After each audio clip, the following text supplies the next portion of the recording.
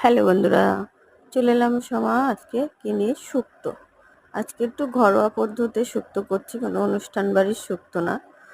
কারণ আমি অনুষ্ঠান বাড়ির শুক্তো খুব ভালো লাগে।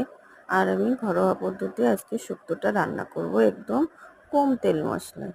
দেখো, আমি শুক্তো রান্না করার জন্য সব সবজিগুলো ভালোভাবে তেলের মধ্যে দিয়ে ভেজে নিয়েছি হালকা। তারপরে বড়ি, যেটা শুক্তোতে না দিলেই হয় না, বড়িটা আর একটু মশলা, সর্ষে, আদা আর কাঁচা লঙ্কা পেস্ট করে রেখেছিলাম, জাস্ট সেটাই দিয়েছি।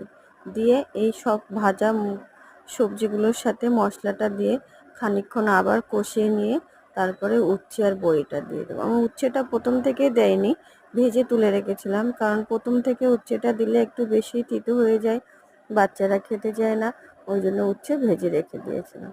এবার উচ্ছে আর বড়িতে একটু নাড়াচাড়ার পরে গরম জল দিয়ে ফুটতে দেবো। তরকারিটা ফুটতে থাকুক, তার মধ্যে তোমাদের ভালো লাগলে অবশ্যই সাবস্ক্রাইব করে দিয়ে আমার পাশে থেকো প্লিজ।